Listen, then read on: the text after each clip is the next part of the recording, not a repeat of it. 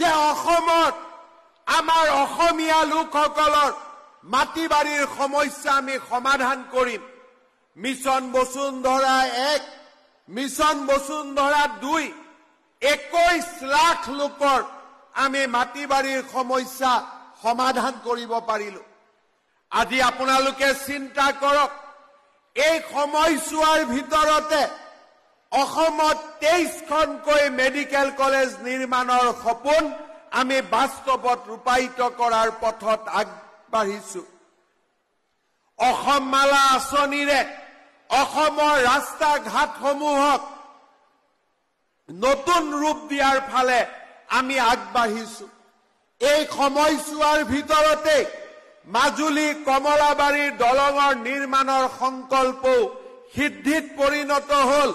চেলেক ধুনাগুৰি দলঙৰ নিৰ্মাণৰ সংকল্পও সিদ্ধিত পৰিণত হ'ল। ঘুনাখুটিৰ ওপৰত দলং নিৰ্মাণৰ সংকল্পও আজি সিদ্ধিত পৰিণত হ'ল। এই সময়ছোৱাৰ ভিতৰতে অসমত 17খনকৈ কেঞ্চাৰ হস্পিটালে আত্মপ্ৰকাশ কৰিলে।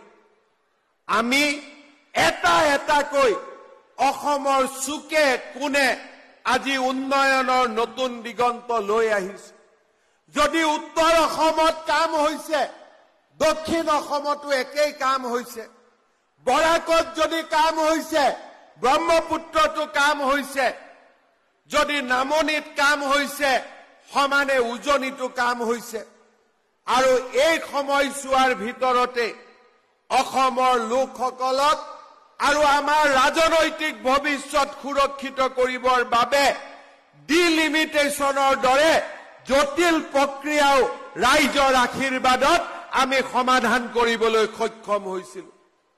জাতীয় জীৱনৰ মাত্ৰ এই 2টা বছৰ অসমৰ বিহুৱে গ্ৰীনিজ ৱৰ্ল্ড ৰেকৰ্ডো কৰিলে আৰু এই 2টা বছৰৰ ভিতৰতে লাচিতৰ 400তম জন্ম জয়ন্তীও নতুন দিল্লীত পালন হ'ল। এই 2টা বছৰৰ ভিতৰতে অমৃত বৃক্ষ আন্দোলন হ'ল, খেল মহাৰণ হ'ল, সাংস্কৃতিক মহাসংগ্ৰাম হ'ল। আই অসমেৰ বুকু সমৃদ্ধিৰে উপচি পৰিলে। এই 2টা বছৰৰ ভিতৰতে আন্দোলন বন্ধ, পিকেটিং নোহোৱা হ'ল। শিক্ষাৰ এক নতুন পৰিৱেশ নিৰ্মাণ হ'ল। চাৰিওফালে আজি উন্নয়নৰ এক নৱ দিগন্তৰ আৰম্ভ হ'ল। আগত অসমখন কি আছিল তাক মই ক'ব নাযাওঁ। ডিগ্ৰী পাছ কৰিলে চাকৰি নাপায়, পিজি পাছ কৰিলে চাকৰি নাপায়, এটা সময় আছিল। নৰেন্দ্ৰ মোদীয়ে আজি ভাৰতৰ বিৰাট পৰিৱৰ্তন কৰিছে। আমাৰ ল'ৰা ছোৱালীয়ে যদি ভাল কৰি পঢ়া শুনা কৰে, চাকৰি আৰু কৰ্ম সংস্থাপনৰ কোনো অভাৱ নাই। আপোনালোকে চিন্তা কৰক, অসমৰ দৰে ৰাজ্য এখনত টাটা কোম্পানীয়ে 30,000 কোটি টকা খৰচ কৰি ছেমি কণ্ডাক্টৰ ইণ্ডাষ্ট্ৰী প্ৰতিষ্ঠা কৰিব। অহা 13 তাৰিখে জাগিৰোডত আধাৰশিলা হ'ব। এটা ফেক্টৰীতে আমাক 30,000 ল'ৰা ছোৱালী লাগে।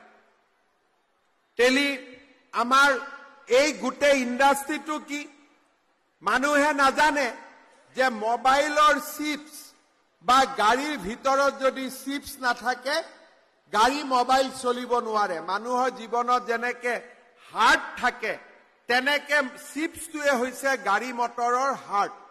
আমি ইয়াতে যি চিপছ বনাম সেইটো আমেৰিকালৈকে আমি পঠিয়াম, আমেৰিকাৰ টেছলা কোম্পানীলৈকে আমি পঠিয়াম। 13 তাৰিখে যেতিয়া মোদী ডাঙৰীয়াই এই প্ৰকল্পটোৰ আধাৰশিলা কৰিব, আজি আমাৰ কলেজৰ অধ্যক্ষসমূহ ইয়াত উপস্থিত আছে। আমি প্ৰত্যেকখন কলেজৰ ষ্টুডেণ্টক সেই অনুষ্ঠানটো ভিডিঅ'ৰ জৰিয়তে দেখুৱাবৰ বাবে আমি অনুৰোধ কৰিম। কাৰণ অসমৰ ভৱিষ্যত, নতুন ভৱিষ্যত এটা আমি 23 তাৰিখে ৰচনা কৰিম। আৰু এনেকে যদি অসমত 4-5টা ইণ্ডাষ্ট্ৰী আমি আনিব পাৰো, অসমৰ ল'ৰা ছোৱালীৰ নিয়োগৰ কতো অসুবিধা নহয়। আমাৰ অসমখন ফলে ফুলে জাতিষ্কাৰ হৈ পৰিব।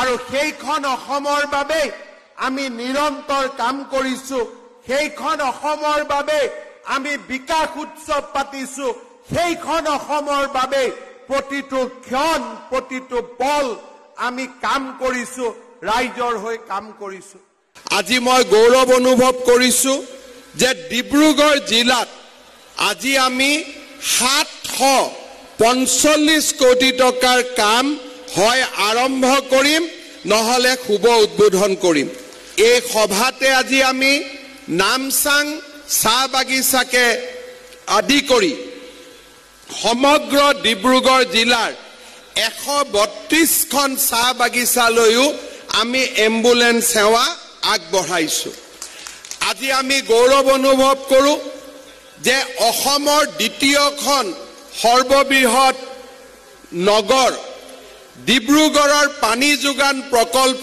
এটাও 194 কোটি টকা ব্যয়েৰে আমি নাহৰকটীয়াৰ প্ৰায় শুভ উদ্বোধন কৰিছো শ্ৰদ্ধা ৰাইজ ডিব্ৰুগড় জিলাত এতিয়ালৈকে আমাৰ চৰকাৰ গঠন হোৱাৰ পিছত 2100 কোটি টকাৰ উন্নয়নমূলক কাম চলি আছে আৰু তাৰ লগত আজি 745 কোটি টকা যোগ হল অৰ্থাৎ ডিব্ৰুগড় জিলাত 3000 কোটি টকাৰ কাম আমাৰ চৰকাৰখনে হাতত লৈছে মই নিশ্চিত যে ডিব্ৰুগড় জিলাত এতিয়া উন্নয়নৰ বতাহ পোৱা নাই উন্নয়নৰ ধুমুহা বৈছে আৰু এটা এটাকৈ ডিব্ৰুগড়ৰ সমস্যা আজি সমাধান হৈছে পানী যোগান আঁচনিটোৰ প্ৰথম পৰ্যায়ৰ আজি শুভ উদ্বোধন হল হি ডিব্ৰুগড় জিলাখনৰ বাবে আৰু অসমৰ দ্বিতীয়খন নগৰ ডিব্ৰুগড়ৰ বাবে